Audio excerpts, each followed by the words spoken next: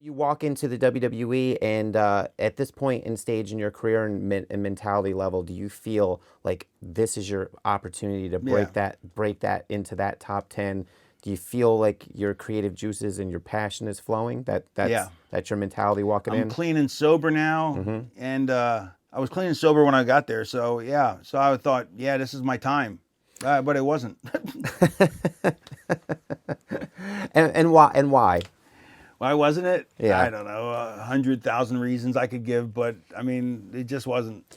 I asked you this same question when you went to WCW? Did you feel like the ECW thing was an anchor, or still at this stage? Or do you think it was an albatross going to that company? I don't think it mattered. I think WWE, the locker room was so set that if you're not a WWE guy, you haven't done anything. Right. So it wouldn't have mattered whether I was WCW or ECW. I think either way, but it wasn't the locker room. I mean, I think that they just didn't want to use me that way.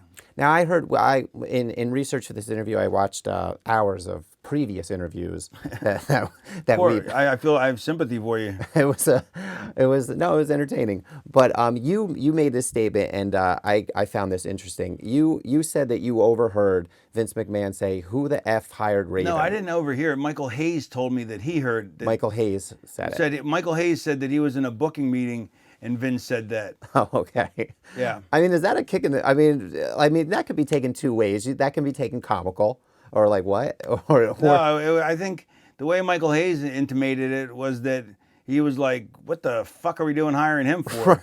right. I mean that can also be taken as a kick in the stomach, because here you think That's like, what it was. Yeah. yeah, that's Yeah. I mean, but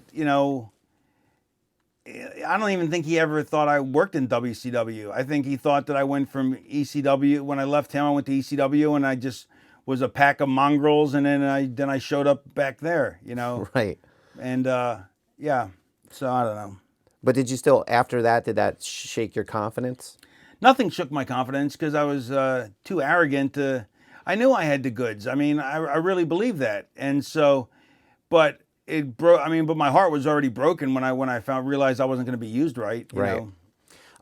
Did you feel like you were getting over with the WWE crowd? Did you feel like they were warming up to the character? Yeah, I thought. I mean, let's face it. It's the same audience as the WCW audience, and so I already knew that my character gets over. I mean. They weren't going to use me, and that was the end of it. You had no say. I mean, in other previous, like even with Bischoff, you had a say. Did you have any say at all? Nothing. No. I mean, for someone like you who, And I was a terrible politician, so I mean, so I didn't help my own cause, and I'm known for burning bridges. So I did everything in my power, I think, to keep my I did everything that was possible to be self-destructive without realizing it. Right. Without actually knocking on the door in my own head and going, "Hello, you're being really self-destructive." right? But the hardcore thing, the hardcore title and that hardcore run in WWF was popular. Yeah, I mean, I'm still apparently. Well, they said I won it 27 times, but I actually won it 39 times because I did count. One day I decided. Like I never cared about counting because nobody, because to me, I got brought into this business the old school way where, you don't win a belt, they give you the belt, because they decide to give it to you, but you didn't win anything. So, and don't be a mark, So I was like, I never counted, but then for some reason, one day I just decided to count them up, and then I ended up keeping count. So I ended up being like 39, but they said it's 27, but whatever. But it turns out I'm still the winningest champion in the entire business, like more than Cena, because Right. I mean, it's a fluke, because I won that. Let's say I won that 27 times, and then ECW champion numerous times, and then the US champion for 24 hours Right. before the Goldberg machine ran me over. Right.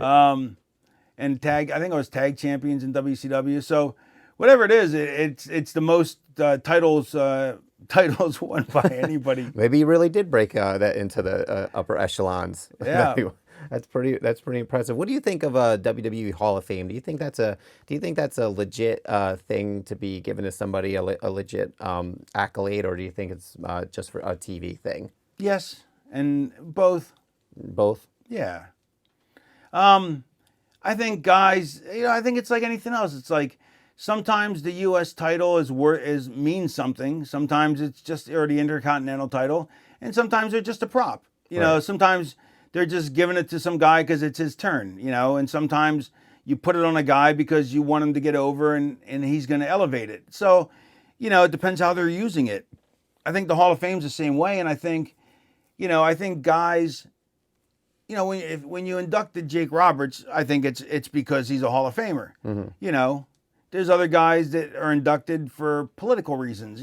But I think people know the ones that really mean that are worth that are true Hall of Famers, and I think the people like to see that be the way that it is, and are willing to discount the ones that don't belong. It's kind of like.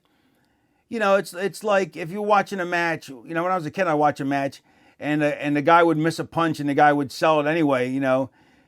As a kid, you'd find a way to just go, he must have connected. Like you find a way to Right. to believe it Right. anyway. So Right. you believe what you want to believe. You trick your own mind. Right. Right.